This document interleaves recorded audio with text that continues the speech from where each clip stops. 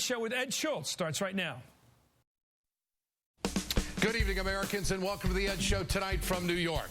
Mitt Romney is facing heat over his days as a prep school bully. Tonight, we'll show you how President Obama is helping bullied kids. This is the Ed Show. Let's get to work. I did some stupid things when I was in high school. I had no idea what that individual's sexual orientation might be. Going back to the 1960s, that wasn't something that we all discussed or considered. The president steps up for equality while Mitt Romney apologizes for being a bully. Tonight, singer Clay Aiken on why the president's remarks makes things better for everyone. Army Captain Stephen Hill, who was booed at a Republican debate for being gay, on the president's leadership. And Charles Blow of the New York Times and Mike Rogers of Raw Story on all the political fallout. Michelle Bachmann loved her Ed Show expose so much, today she renounced her Swiss citizenship. I think people would love to see an expose like that. We'll have the latest on Swiss family Bachmann. And Scott Walker is using taxpayer money to try to save his job. Wisconsin Lieutenant Governor candidate Malin Mitchell is here for an Ed Show exclusive interview. Good to have you with us tonight, folks. Thanks for watching. President Obama and Mitt Romney couldn't be farther apart on how they've handled the issue of marriage equality. ABC's Good Morning America aired their full interview with the president this morning. You know, Malia and Sasha, they've got friends whose parents are same-sex couples. It wouldn't dawn on them that somehow their friends' parents would be treated differently.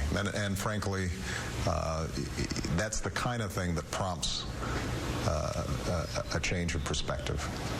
You know, not wanting to somehow explain to your child why somebody should be treated differently when it comes to the eyes of the law. For young people who are gay in America, the president's comments could save lives. This is not the first time President Obama stood up for people who are made to feel lesser because of their sexual orientation.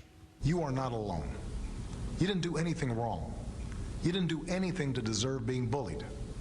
And there is a whole world waiting for you, filled with possibilities. There are people out there who love you and care about you just the way you are. And so, if you ever feel like, because of bullying, because of what people are saying, that you're getting down on yourself, you've got to make sure to reach out to people you trust. Whether it's your parents, teachers, folks that you know care about you just the way you are, you've got to reach out to them. The president's message was part of the It Gets Better project. The campaign is devoted to providing support to young people in the LGBT community in America. Victims of bullying are between 2 and 9 times more likely to consider suicide than those who have not been bullied. The focus on the issue is real bad timing for Mitt Romney. It seems like Romney's campaign's getting hit by a new Mack truck every day. Well, today's no different. The cover story in the Washington Post is another incident that they've got to deal with. Former schoolmates of Mitt Romney told the paper how Romney abused classmates who were believed to be gay. The article describes how one victim, his eyes filled with tears, screamed for help. Romney repeatedly clipped his hair with a pair of scissors. Another student, who was a closeted homosexual, says his efforts to speak out in class were punctuated with Romney shouting, "Atta girl." On another occasion, Romney walked a blind teacher into a closed door while the classmates laughed. Romney was never disciplined for any of these incidents. This is why I guess we vet our presidential candidates, isn't it? The story is now on the record, and the public will just have to render judgment on who this man is.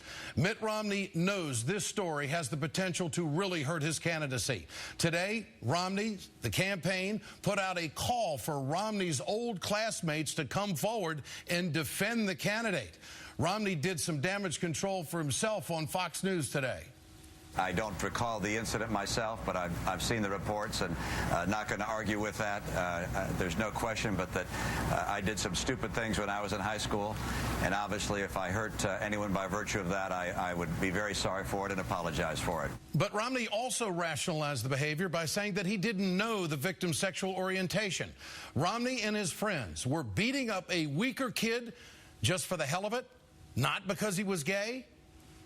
I had no idea what that individual's sexual orientation might be.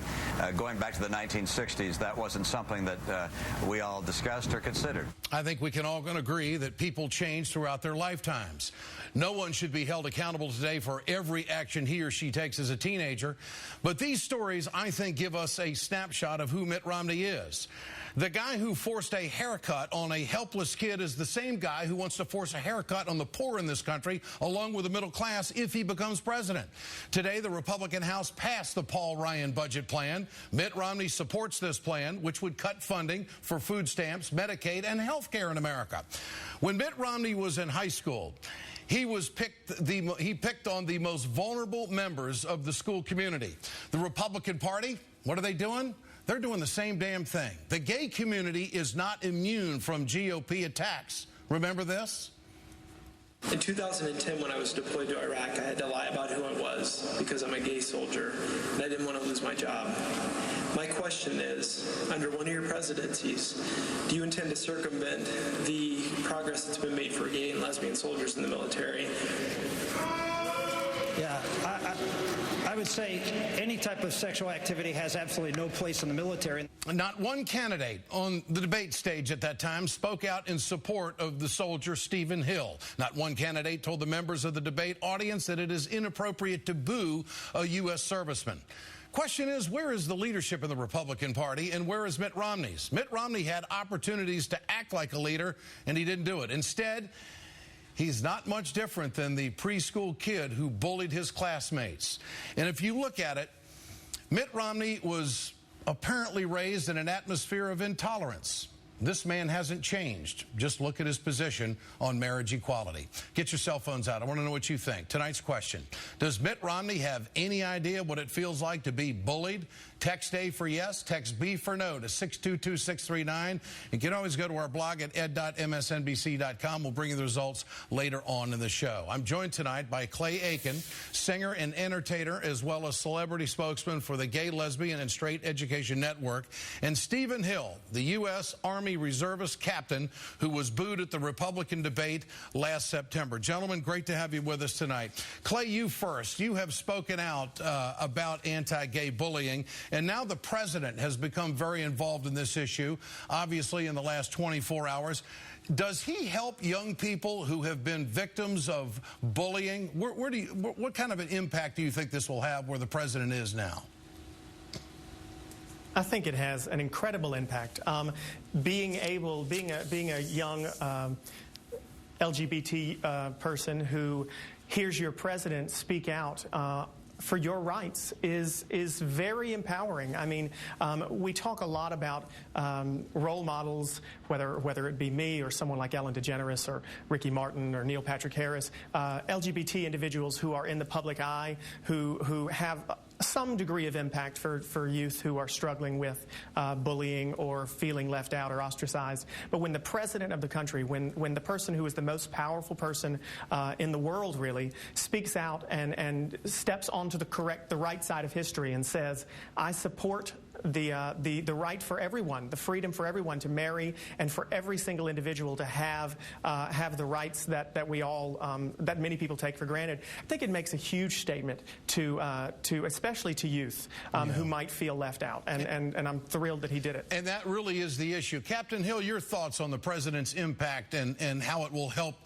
young people in America who are dealing with their sexual orientation at such a young age and questioning themselves and going through the peaks and valleys of life. Now that the president has come out and made his position known on this, how much will that help? I mean, President Obama is one of the most influential people that I've ever known, basically. And when I was deployed, I was so proud to be deployed under the first African-American president, because that's everything our country stands for, is, you know, anybody could become president in the country. And I think that when he comes up and stands up for equality for all American citizens, that's everything that I've fought for 20 years in the military for, is to have equality for everybody. I want to ask both of you. Clay, first you, what do you make of the Mitt Romney story about the incident in which he was reportedly involved in when he was in prep school? Your thoughts on that? Does this give us a snapshot of who he is?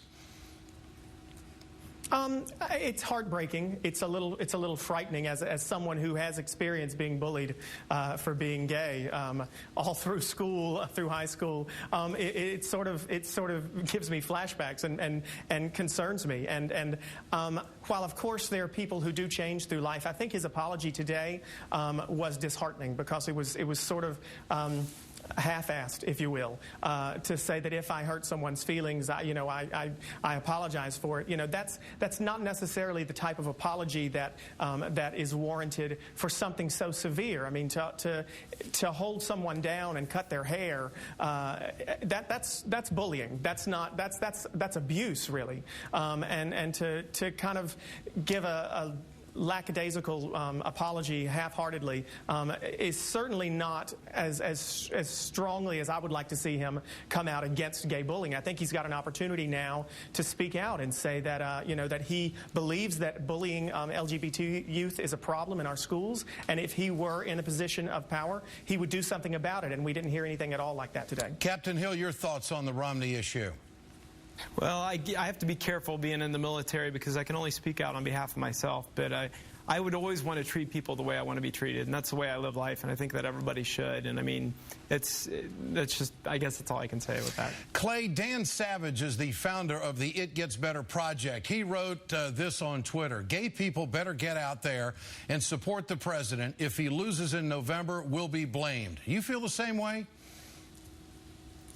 I definitely feel the same way about the first half. I don't know if we'd be blamed necessarily, but I think that, you look at two candidates who have starkly different track records on the rights of all citizens.